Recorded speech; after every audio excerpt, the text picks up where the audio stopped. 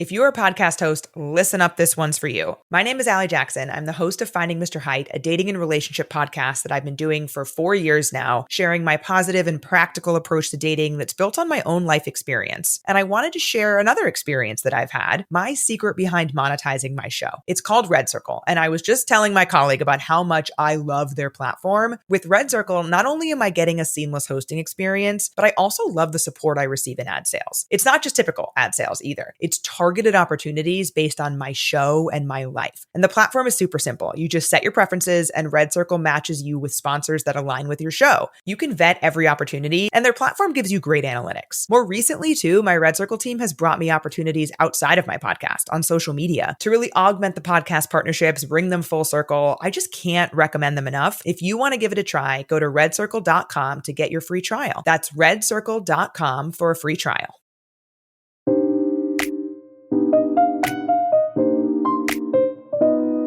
Hello, listeners. Welcome to Stars of the Golden Age, a show that highlights the lives of legends from film, music, and the birth of television during Hollywood's Golden Age, with a special emphasis on their lives behind the scenes. I am your host, Erin Carlson.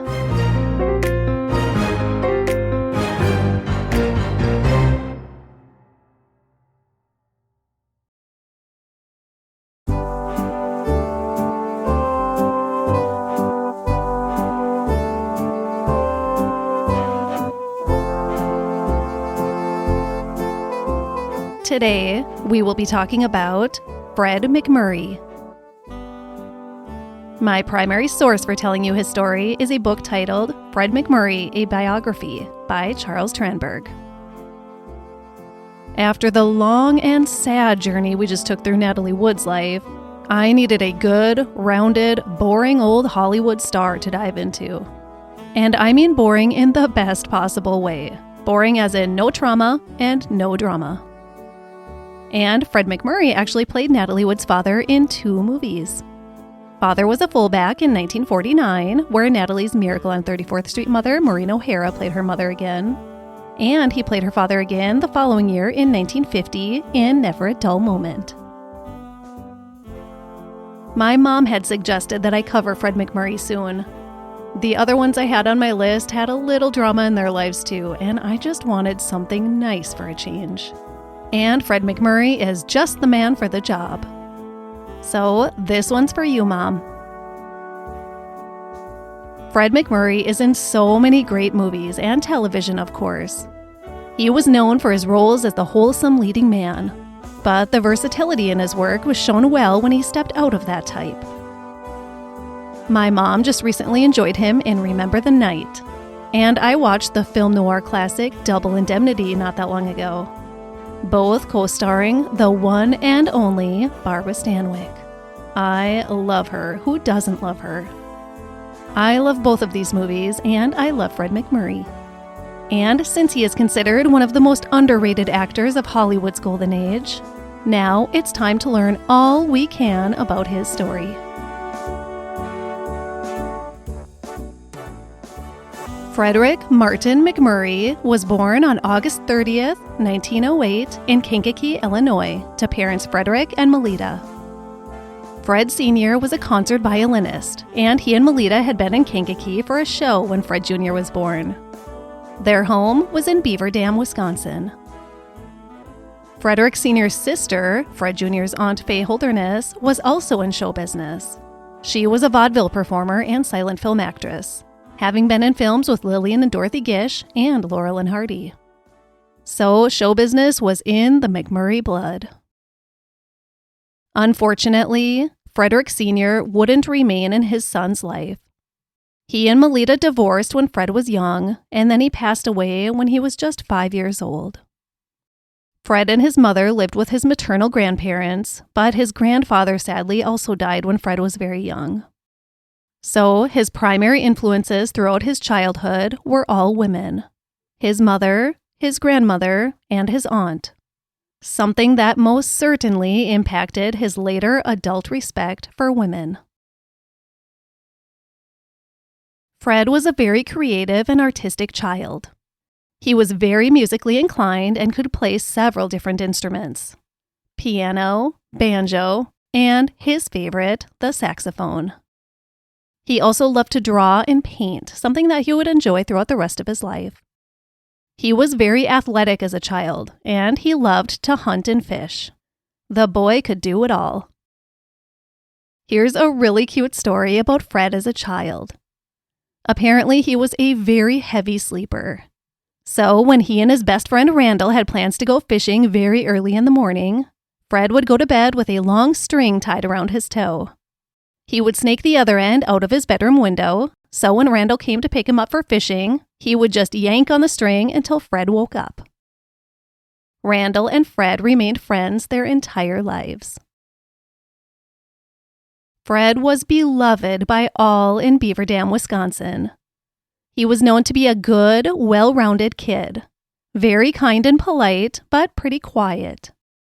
He excelled in sports during high school, mostly basketball and football.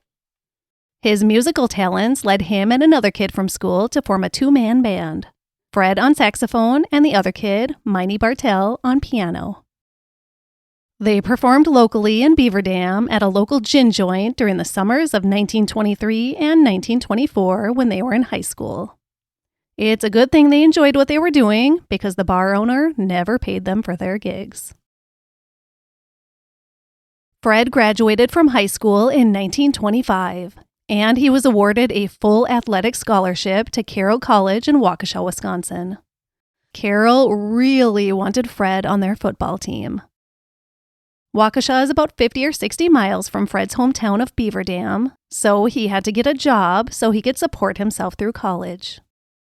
So he hit the stages again with his saxophone, joining a 6-piece orchestra called Tom Joy's Gloom Chasers. They played 5 nights per week at the Blue Mounds Inn for $25 per week, which would be about $460 per week today. To earn a few more bucks, he would sometimes wash dishes at the inn after his gig. Fred was happy to get a paycheck doing something he loved, but he was mostly excited by the free meal he got at the end of every night. So how was he juggling this kind of job with his college classes and football practice and games? Well, he wasn't. Working at the inn 5 nights a week until 2 or 3 in the morning was not optimal for a college student who had to be in class bright and early every morning, not to mention homework. And it was his grades that kept his football scholarship active, so he needed to get good grades, which wasn't happening. He lost his scholarship and left Carroll College. After leaving Waukesha, Fred decided his next chapter would be in Chicago, where he took classes at the Chicago Art Institute. He took classes at night, and during the day, he worked in the sporting goods department of Marshall Field's department store. His heart wasn't in his studies at the Art Institute either. What he really wanted to do was play his saxophone. So he joined a new band, the Royal Purples. In 1928, during Fred's time in Chicago, he accompanied his mother and Aunt Hazel to sunny California. Their mother, Fred's grandmother, had moved to Los Angeles from Wisconsin a few years prior, a better climate for her health, and they decided to go out for a visit. Fred jumped at the chance to spend some time in LA because he wanted nothing more than to make a career out of playing his saxophone. And what better place to find lucrative music gigs, he thought, than the land of opportunities. Well, as it turned out, they all decided they loved Los Angeles. And all 3 of them, Fred, his mother, and his aunt, decided to stay and make California their new home. Fred was able to get work in a band in LA, as well as playing in the orchestra pit at a theater. And he also got some laboring work at a few of the studios. Being in the film studios made him decide to try his luck in the movies. So he registered with Central Casting for work as an extra in movies. And he did appear as an extra in several movies in those first days. Then he joined a trio, the California Collegians, and they hit the vaudeville circuit. They made their way all the way to Broadway as an onstage band in the play Roberta. Bob Hope was in that play. One of the leads was Ray Middleton, and the director asked the tall, good-looking Fred MacMurray from the band if he would be interested in being Middleton's understudy. Fred had only done extra work at this point, no real acting. And he had terrible stage fright.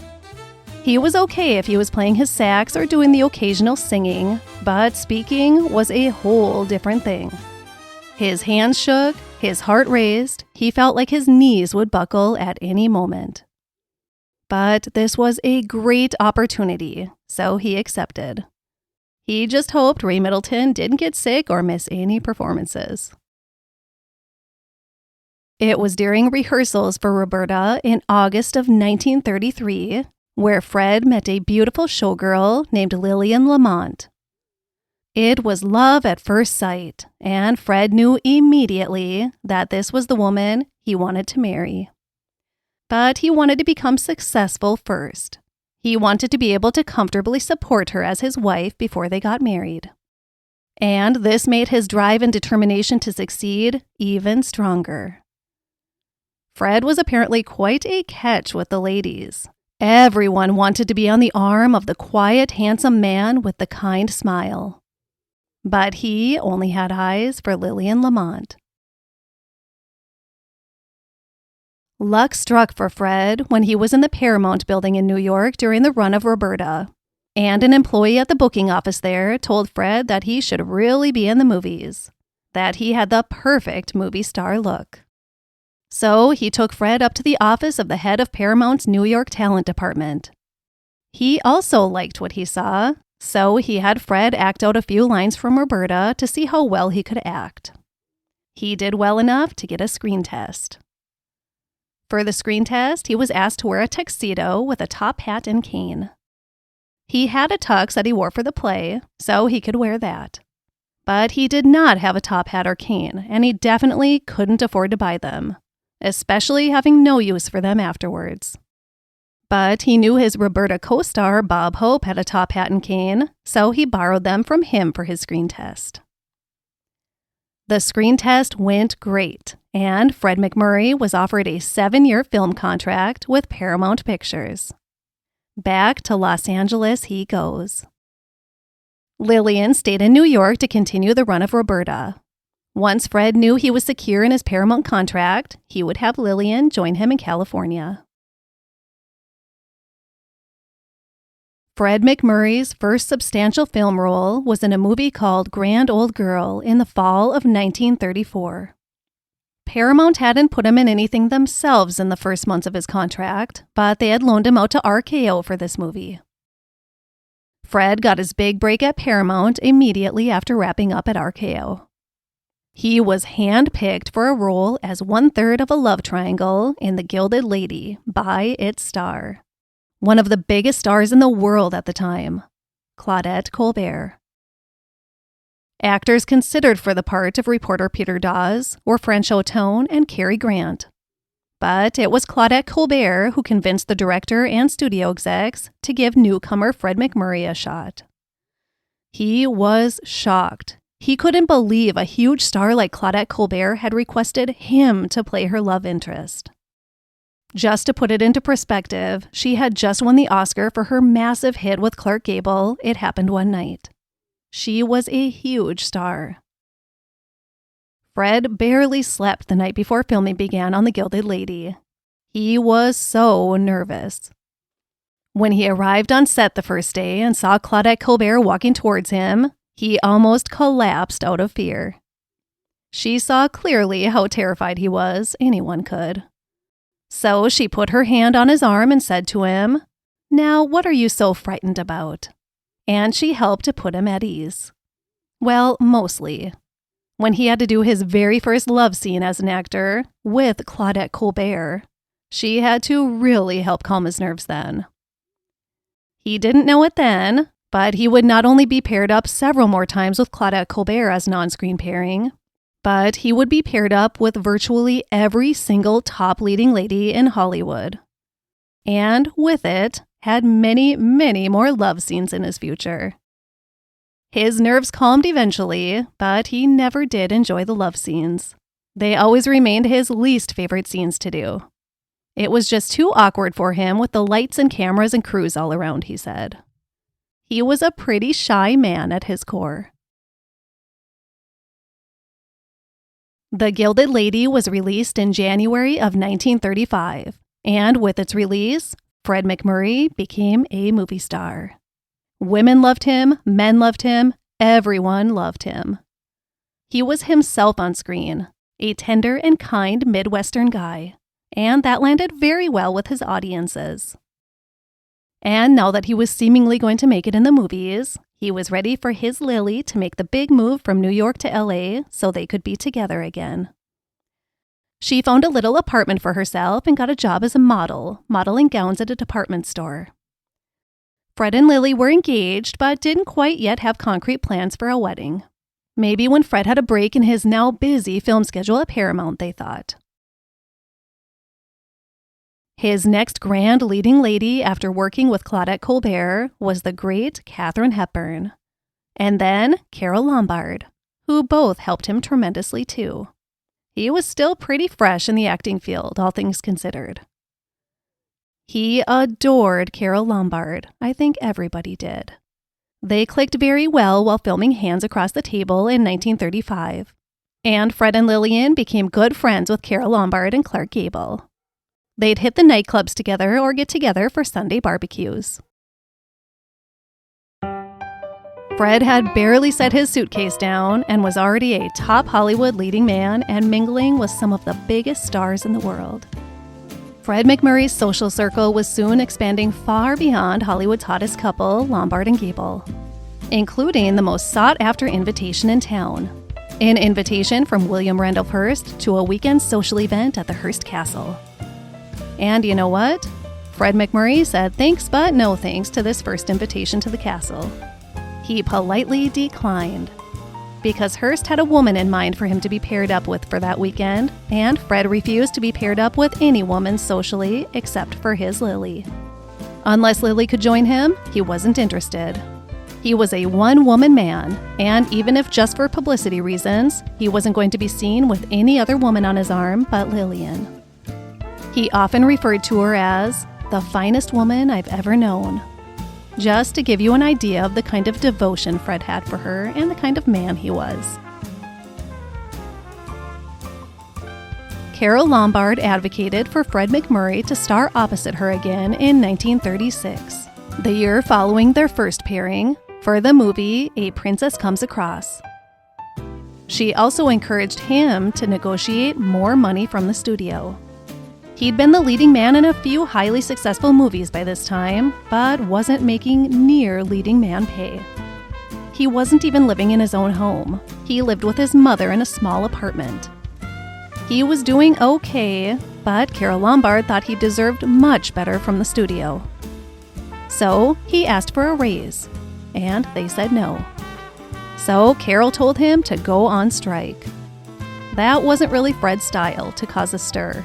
But she said, go on strike and they'll give in to your demands for sure because they need you. So Fred went on strike, and every day he received a letter from the studio threatening the end of his contract if he didn't show up for work the very next day. He was pretty worried, but Carole assured him it would all work out. And she was right.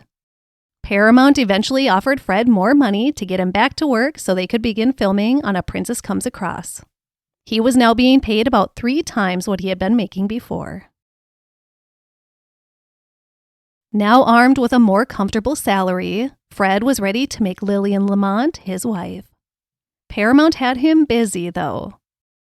An unexpected break came for him in June of 1936 between the end of shooting for the Texas Rangers and the start of Champagne Waltz, when the start date for the latter was delayed a few weeks. Fred and Lily took advantage of this 3-week break in the hustle and shimmied their way over to Las Vegas, where they got married. They brought Fred's mother along for the special occasion too. The next day, they boarded a ship bound for Hawaii. I think they made Fred's mother stay home for that one. Unfortunately, Lily developed influenza while on the trip to Hawaii, and she became very sick. Her health was so compromised by it that she was really sick for much of the first year of their marriage. So sick, there were times when doctors didn't think she would survive. But she did, and Fred was right there by her side taking care of her every opportunity he could. Lily's health never really recovered. It was also reported that she suffered from an eating disorder, so that also set her health back. She was described as having very poor health for the remainder of her life. Now that they were married and Fred was pulling in a decent Hollywood income, Fred could move out of his shared apartment with his mother and Lily out of her tiny apartment, and they could move into their first home together. They found a nice home in Brentwood, the former home of actress Margaret Sullivan and her husband, Agent Leland Hayward. Fred was known to be pretty tight and frugal with his money, which by 1940 was piling up to be a lot. And he also invested his money wisely. So between not living a flashy Hollywood lifestyle and smart investment of his money, Fred MacMurray had become one of the richest actors in Hollywood. Fred MacMurray was one of the most sought-after leading men in Hollywood within just a few years of his arrival on the scene. All of the top actresses wanted to star alongside him. He was just so easy to work with, so easy to do scenes with. He had a calming peace to him that everyone just loved to be around. He starred alongside the greats of the day: Claudette Colbert, Katharine Hepburn, Joan Bennett, Jean Arthur, Paulette Goddard, Carole Lombard, Barbara Stanwyck, Irene Dunne. His absolute favorite leading lady was, of course, Carole Lombard. He loved working with her. He just loved her. She was so unlike him. He was the always polite man with high moral values, always presented himself as the good citizen he was. Carole Lombard was a firework. He said she kept everyone on their toes. She talked like a sailor, and you just never knew what kind of craziness was about to come out of her mouth. He said other women tried to be like that, but only Carole Lombard truly was like that. She could be high class one moment and raunchy and foul the next. In early 1940, being known to have been beloved by the hottest female stars in Hollywood, Fred MacMurray was asked to comment and critique the kissing styles of some of his leading ladies. I simply couldn't not share with you what he said about some of our favorite stars and how they locked lips. So here we go. First, he said, "They're all wonderful, and they're all different too." And then he gets down to business. Katharine Hepburn, unpredictable in auscultation, as in temperament. The aesthetic kiss was preferred, but it had to be a thing of beauty and camera angles. Sylvia Sidney, a kiss is just a kiss, just a smack and let's get done with it. Claudette Colbert, a happy medium between realism and make-believe. Anne Sheridan, in the objective class. While kissing for the customers, she doesn't forget for an instant that she's acting. Jean Arthur, extremely shy off-screen, she parks her inhibitions when the cameras begin to roll. And her kisses must mean something. Frances Farmer, hers had to be casual, sort of off the elbow in spirit. Gladys Swartout, she prefers a good health salad to a kiss in front of the camera. Louise Campbell, the proper sort of gal who likes her kisses to be formal. Barbara Stanwyck, like Campbell, she is equally deliberate, though more thorough. Madeleine Carroll, the soulful smackaroo, ethereal moonlight and roses stuff. Carole Lombard, like some rapturous and enthusiastic. And there you have it. If you like that, you have to join us over on Patreon for our bonus cocktail party episodes. This is the silly kind of stuff they used to publish in those old movie magazines. And in the cocktail party episodes, I read you all of the fun and juicy content like this that I can find in my collection of old magazines.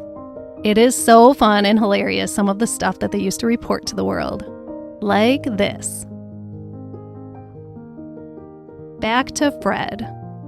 Carole Lombard may have been his favorite co-star, but the one that shone the brightest on his professional legacy was the Golden Age queen herself, Barbara Stanwyck. Fred MacMurray and Barbara Stanwyck starred in 4 pictures together. They presented together to the world 2 of the most iconic Golden Age movies to ever be made. First, Remember the Night, which was released in January of 1940.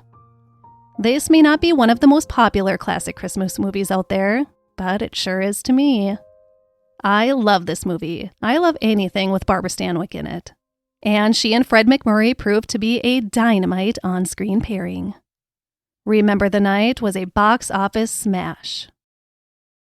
The second iconic film of Fred MacMurray and Barbara Stanwyck was what is often considered the best film noir ever made, Double Indemnity. This was kind of a step away from Fred's typical roles. Actually, Fred almost turned down this role because it was so much darker than his typical roles. Here's what he said, quote, "I held off saying I would do it because in the first place, I wasn't sure that I was able to, never having done anything like that type before. And then also I thought, people aren't going to like me if I kill somebody's husband.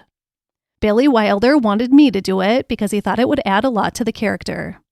Say you got Bogart to do it or somebody. Why, the audience would say, they're going to knock off that husband any minute now." End quote. Director Billy Wilder did finally convince Fred and Fred's home studio to do the film.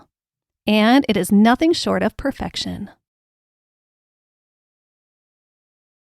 In 1940, Fred and Lillian became parents when they adopted their daughter Susan. And a few years later, a little boy who they named Robert. It was very important to Fred and Lily that Susan and Robert live a typical childhood life, not a frilly Hollywood childhood. They didn't want them raised by staff, and they didn't want them overly spoiled. Outside of his film work, Fred MacMurray was a keen businessman. By 1945, Fred owned a 9-story-high LA apartment building on Wilshire Boulevard and was part owner of 3 other apartment buildings and a golf and tennis club. And he invested in an oil company. With his successes, he also added a second home, a 900-acre working cattle ranch near Santa Rosa. A very successful cattle ranch. The MacMurrays liked to enjoy time on the ranch whenever Fred wasn't working on a movie. Their home life was quiet and simple. They didn't like to spend time going out much. They preferred to be home with their children. A few things that would get Fred away from their home or ranch were hunting, fishing, and golfing. Lily was sick often and unable to care for the kids, so Fred's mother would stay with them frequently to help around the house. They did have a maid and a part-time cook as well, but Lily tried to do as much as she could herself when she was feeling well.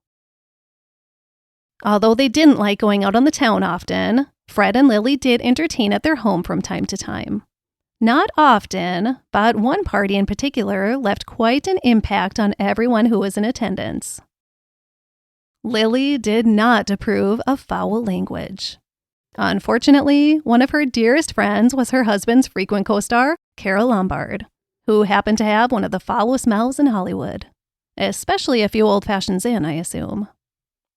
At one MacMurray party, Carole allegedly jumped in the pool wearing her beautiful white evening gown, hair and makeup done to perfection, all in frustration over having to watch her language and having slipped up in front of Lily one too many times. She wore a pair of Fred's pajamas for the rest of the party. I'm not sure why she couldn't wear something of Lily's. Maybe Lily was really mad. Clark Gable, by guest accounts, was far from mad. He thought this was the funniest thing in the world. Fred and Lily, like everyone else who knew and loved her, were devastated when Carole Lombard died in a plane crash in January of 1942. Fred was so in love with Lily and completely devoted to her. He co-starred with the saucy Marlene Dietrich in The Lady is Willing in 1942. Well, when it came to most of her co-stars, the lady was willing.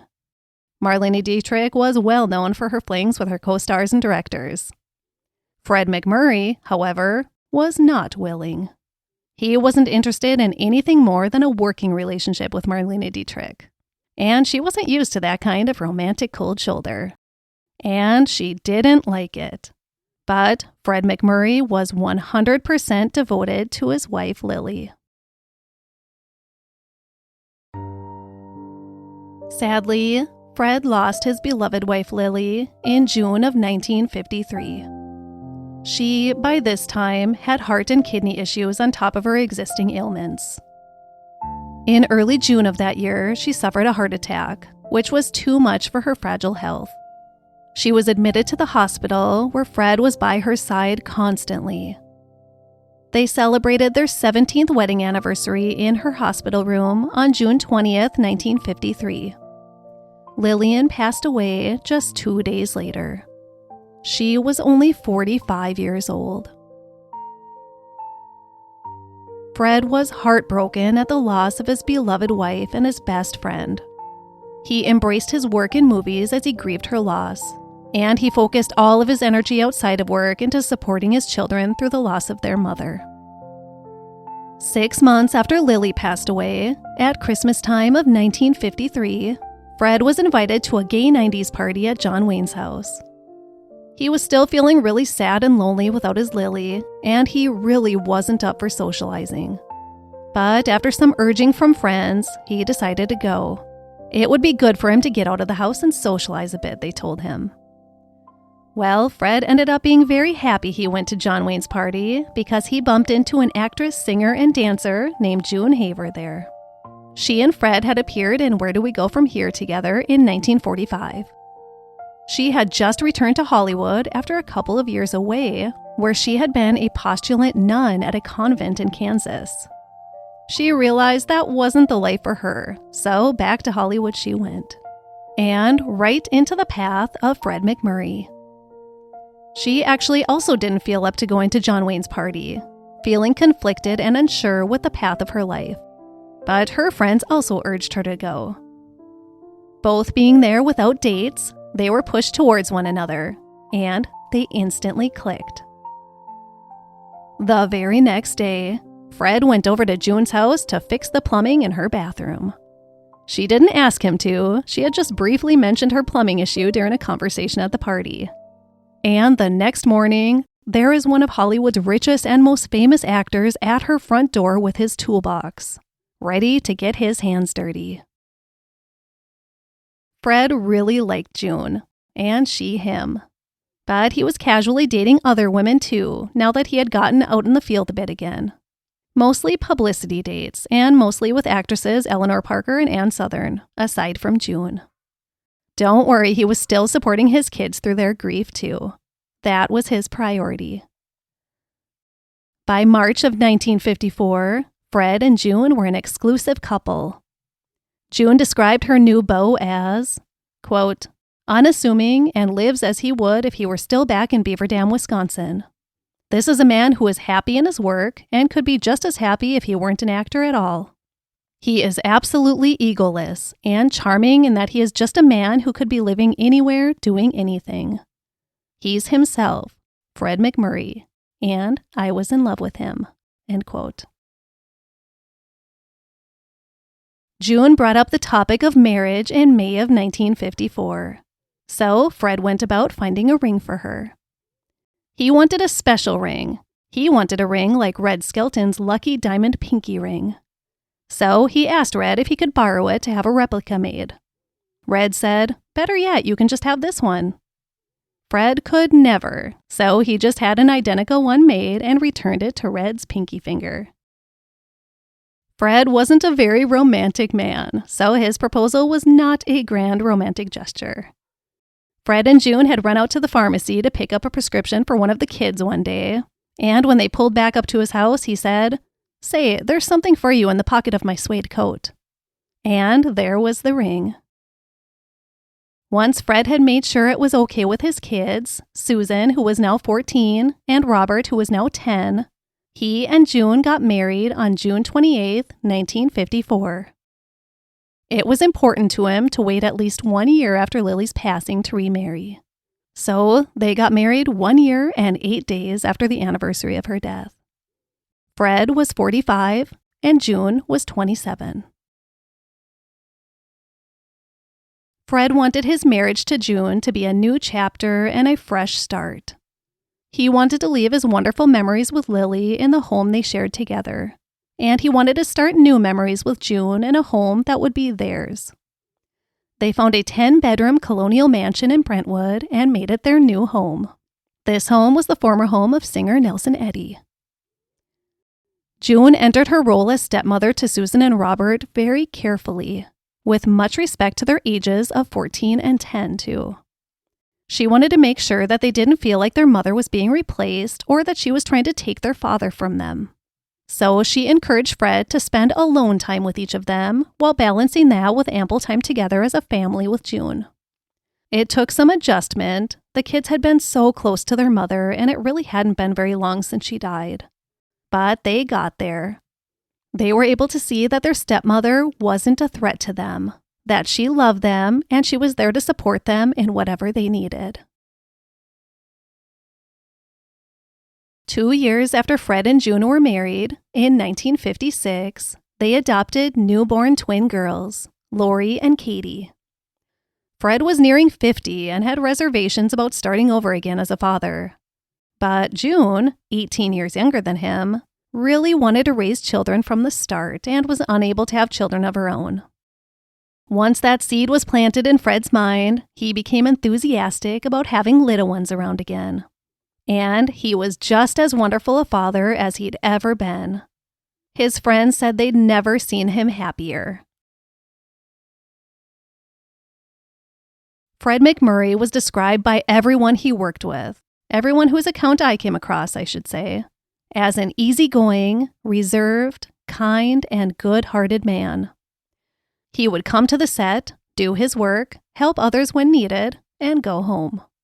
He wasn't there to socialize or gossip or participate in any industry drama.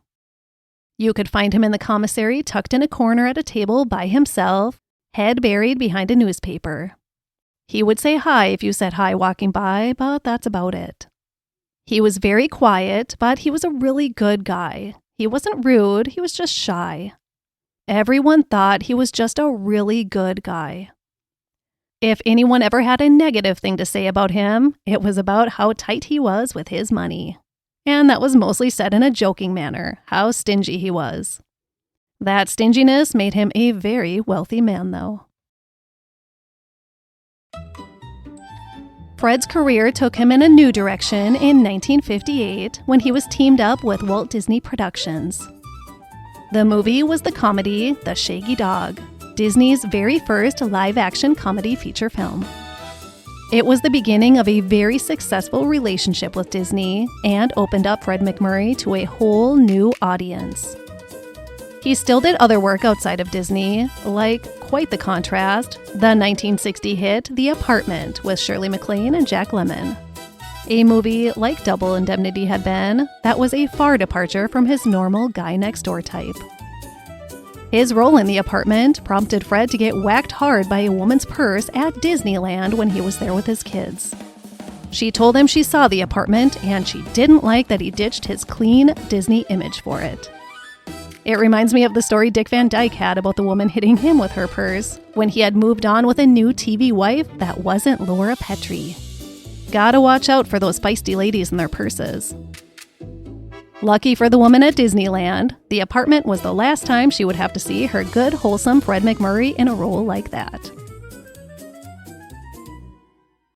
Fred had done several television appearances throughout the 1950s, and now he was getting comfortable in his new chapter in wholesome Disney films as the 1960s got underway. There had been interest in him and June doing a television show together as husband and wife, but Fred didn't think it would be good for their marriage. Plus, June just didn't really want to work anymore. She wanted to focus on raising the kids. Fred was pretty sure he did not want the commitment of doing a regular television series anyways. Then came My Three Sons. Producer Don Feddersen was creating this new show about a widower and his 3 sons, and he wanted one man and one man only to play the father, Steve Douglas. Fred MacMurray. Feddersen already had the other adult male character for the show cast, the father-in-law who was helping with the sons. William Frawley, Fred Mertz. He'll just always be Fred Mertz to me. Since Don Feddersen knew there was a good chance that he wouldn't be able to convince Fred MacMurray to star in the show, he did have a backup plan. A show called My Three Grandsons, starring William Frawley as a grandfather raising his 3 grandsons after their parents died. Ultimately, Don Feddersen gave Fred an offer he just couldn't refuse, including 50% ownership of the show. The thing that really lured him in was the work schedule. That was the one thing holding him back from doing a weekly series. He didn't want to give up his precious leisure and family time. He didn't want to be tied down. So Feddersen devised a plan where an entire season of the sitcom would be shot more like one big movie, not in sequence. So even though Fred MacMurray was to appear in every single episode of the show and was the main character, he would come to the set and all of the scenes, including him for the entire season, would be shot in a few weeks or however long it took. And then he would be excused. The rest of the cast and crew would remain working to continue filming all of the remaining scenes that Fred wasn't in, or even ones that he was in but wasn't in the same shot. And then in the end, it would all be pieced together. So many of the scenes of Fred with his TV sons, they weren't even there. He was sometimes the only actor on set, talking to nobody. And after he'd done his scenes and gotten back to fishing and family time, William Frawley and the boys would do the rest of the scenes that have interactions with Fred not in the same frame by talking to a stand-in crew member or a piece of furniture or a mop that they affectionately named Fred MacMop. This arrangement required a lot of planning, and it was a ton of extra work for the crew in terms of consistency and lighting, wardrobe and hair. Imagine they had to keep everybody's hair lengths perfectly the same, as well as in the editing room, of course. But it was the only way Fred would sign up to do a series. This method of filming became known as the MacMurray system. Fred's contract stated he would work a maximum of 65 non-consecutive days per year, and his work days would be 8:30 a.m. to 6 o'clock p.m. Actor Don Grady played one of Fred's on-screen sons on My Three Sons, Robbie. He wrote the foreword for the biography I used as my primary source in my research, Fred MacMurray, a Biography by Charles Tranberg. He said it was an unbelievable honor to work with such a huge, iconic movie star like Fred MacMurray. And even though the unique shooting schedule was not ideal at times, they were all just happy to be in a television series with Fred. He said Fred became like a father to him off-screen, too. As Grady entered My Three Sons as a teenager, his real father had just left the family. In Fred MacMurray's personal life, his real-life son Robert had left Fred's ideals and joined a commune, which Fred was struggling with. These 2 separate life experiences bonded the teenager and wholesome father figure together, and they stayed close for the rest of Fred's life. This is really cute. Fred's younger kids, he and June's twin girls, were 4 years old when My Three Sons premiered on television, and they loved to watch their dad on TV every week. So when the show would begin, they would both jump up, run up to the TV, kiss their daddy on the screen, and then run up to Fred in his chair and kiss the actual real-life him, and then get settled in to watch the show. My Three Sons was an instant hit. It was the number 2 show on television that first year, behind The Andy Griffith Show. My Three Sons ran for a highly successful 12 seasons. Like Don Grady so perfectly described it, through the Douglas family, a lot of people found that many of life's difficulties could be conquered with a lot of warmth and a little humor. Fred appeared in every single episode of the series in its long 12-year run. 380 episodes. Fred MacMurray's sweet schedule with My Three Sons allowed him enough time to have the leisure and family time he wanted, plus make at least one movie a year, which he did for Disney. Between 1961 and 1967, Fred starred in 5 major Disney films. For one of these movies, The Absent-Minded Professor, 10,000 fans stood in line for up to 5 hours prior to its New York premiere in 1961. The movie caused traffic jams at drive-in theaters. It was a huge hit. Like Dick Van Dyke, it was really important for Fred to be in movies that were safe for his young daughters to see. Fred loved working for Walt Disney, and Walt Disney loved Fred MacMurray. Walt Disney had this to say about Fred MacMurray, quote, "He's a down-to-earth, practical actor. He has no temperament. He's considerate of everyone's problems and comes on understanding his lines.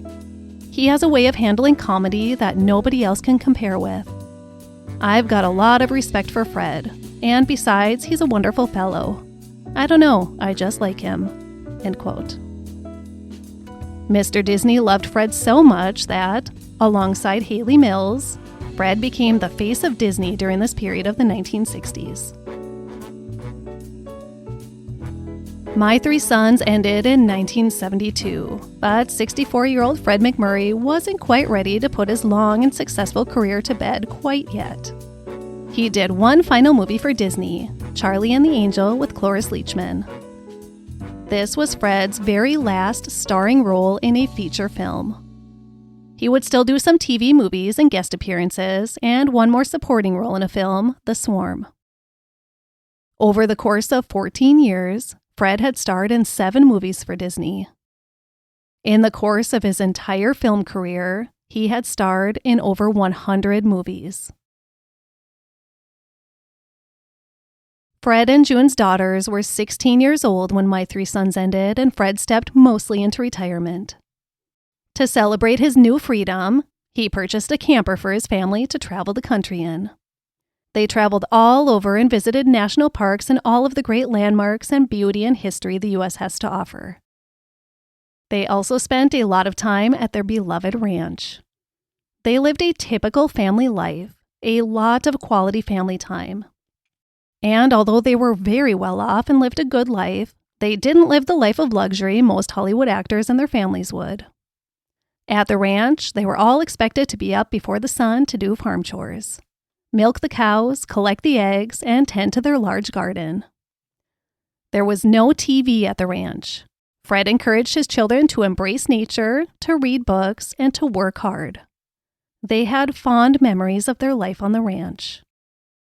One of the twins, Kate MacMurray, as of 2017 at least, still lives there. It is now a Gallo winery, the MacMurray Estate Vineyards. In 1976, Fred was diagnosed with throat cancer. Luckily, it was caught early enough, and after radiation and chemotherapy, he went into remission.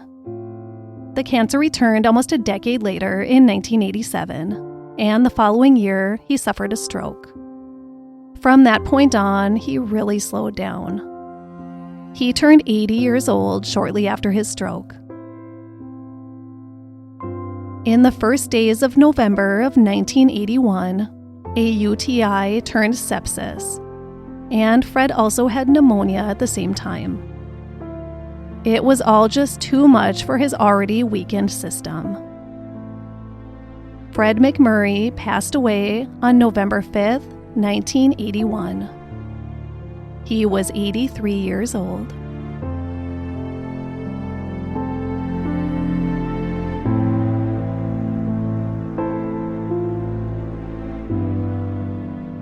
And now I would like to share some other interesting things I learned during my research. Bullet point number 1. Fred MacMurray's family nickname was Bud. While his mother was pregnant with him, she and Fred Sr. decided that if their child was a boy, he would be named after his father, and if they had a girl, they would name her Rose. So they named their little boy Frederick Jr. and called him Bud, as in rosebud. Bullet point number 2. Shortly after moving to LA, Fred was at the beach and went out into the water alone for a dip. Well, he got caught in a riptide and was pulled out and under. He fought with everything he had to crawl his way out of it and to the safety of the shore. And he almost didn't make it. In that moment, he thought he was for sure going to die. After that terrifying experience, Fred had a lifelong fear of the ocean. Bullet point number 3. Fred MacMurray loved peanut butter. Same Fred MacMurray. He was apparently always eating peanut butter. He couldn't get enough of it. Bullet point number 4.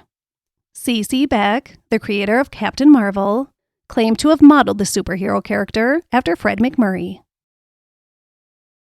Bullet point number 5. Fred MacMurray turned down the role of Joe Gillis in 1950's Sunset Boulevard, that ultimately was played by William Holden. Bullet point number 6. Fred MacMurray had a philanthropic heart and wallet. Although frugal in his everyday personal life, he gave generously to the Special Olympics, the City of Hope, and other cancer research organizations. In conclusion, the following words were used to describe Fred MacMurray by his friends and colleagues: kind, humble, laid back, considerate, easygoing, private, quiet, modest, down to earth, compassionate, gentle, thoughtful, and gracious. The great director Billy Wilder said of him, quote, "Fred MacMurray gives people the feeling that he's kind to dogs, children, mothers, and widows," end quote. He worked with some of the biggest stars and directors throughout the 1930s, 1940s, 1950s, and 1960s. And the majority of these colleagues adored him, especially his leading ladies. He became one of the most sought-after leading men in Hollywood because his own personality shone through in almost every role he played. In fact, Fred said himself that the only movies he did that ever required any acting were the 2 movies he did for Billy Wilder, Double Indemnity and The Apartment. So all of those traits I mentioned, kind, easygoing, gentle, thoughtful, that's what his co-stars had to work against, and they loved it. 2 of the most prominent traits I encountered being shared over and over throughout my journey through Fred MacMurray's story were these: that he was very shy and reserved, and that he was very frugal and stingy. The former led him to spending most of his time in his dressing room when he wasn't needed on set.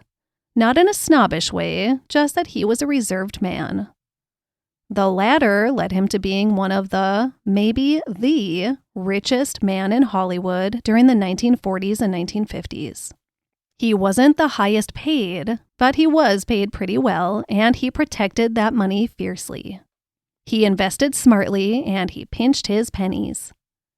Industry peers joked about how Fred never picked up a tab at a restaurant and would usually bring his lunch to a film or TV set in a brown paper bag instead of buying lunch in the commissary like everyone else did. I don't know if he went so far as to send a bill to house guests who overstayed their welcome like Cary Grant did, but they were definitely 2 peas in a pod when it came to their frugality. And 2 of the most beloved Golden Age actors to ever live. Fred MacMurray was never nominated for an Academy Award or an Emmy Award. He did, however, win the first ever Disney Legends Award.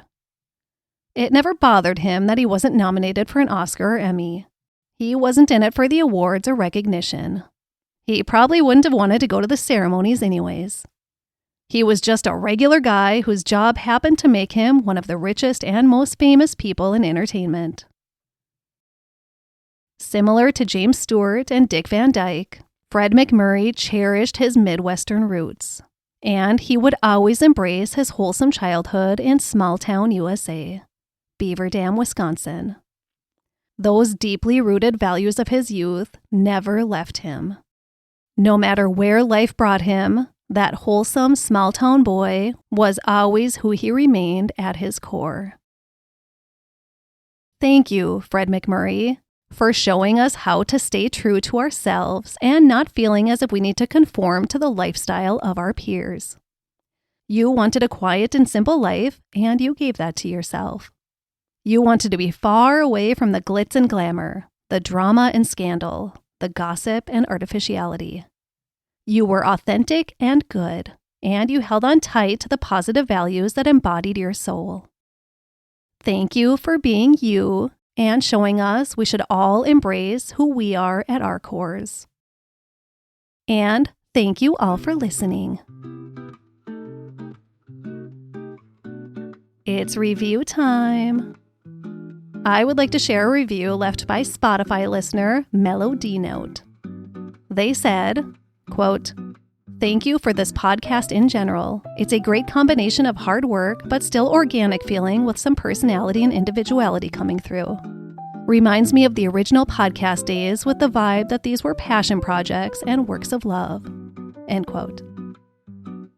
Thank you so much. I love this feedback because this is exactly the kind of product I want to produce. It is definitely a passion project and work of love. Trust me, I'm not making millions on this. I've said it before, but I've been listening to podcasts since before podcasts were podcasts, way back to the greatest of the great NPR shows. And I really don't like the direction the medium has gone. Somewhere along the way, YouTubers yapping about nothing have taken the word podcast from us. To me, a podcast is an audio medium with good content. You will never find me doing a video for you. I just don't see the fun in watching someone with headphones on talking into a microphone. Aside from all that, though, I think the core of what makes podcasts valuable and enriching is being lost. Research has gotten sloppy. Creators are relying on AI, and I find that very, very dangerous. Right next to me, actually, as I speak, is a bent and yellowed paperback copy of the book Vivian Leigh by Hugo Vickers. It is the premier biography on Vivian Leigh, and as accurate of information as one can find. This book has been clearly loved by many, and I am happy to be probably its final owner. I can't get rid of books. Anyways, that's what I want to do for every story I share with you. I want to preserve these legacies accurately and with much respect. And I also want to share with you details that aren't well known, like Fred MacMurray's love for peanut butter or his critiques of his leading lady's kissing talents. You probably won't find that on Wikipedia. I want to share with you the things that can be found in a well-written and well-researched biography book, not just a 30-minute documentary that highlights the basics, or a YouTube video, or a podcast that uses AI or Wikipedia information as their source material. So yes, it takes so much time to research these stories, but now, more than ever, I think it is really important to do it right. You would not believe the blatantly false information I see out there on YouTube of some of our stars. You know, like the clickbait type of videos. Rumors that have sadly become reality to a lot of people. I will believe the first-hand accounts I read over a YouTube clickbait video any day. And I get those in these solid biographies I read. I just want to share the truth of these lives with whoever I can. And doing so not as a robot, but as myself. A real person with real opinions and feelings about these fine people. And you're probably lucky I don't share my total personality with you guys. I can be a bit Carol Lombardish a lot of the times. So thank you again. I'm really happy that what I have to offer is appreciated and enjoyed. I look forward to sharing these stories for years to come with you. Hey, Apple users, I could really use some more ratings and reviews over on Apple Podcasts. These really help with discoverability. I know most of you listen on Spotify, and I thank you so much for your constant beautiful comments and reviews.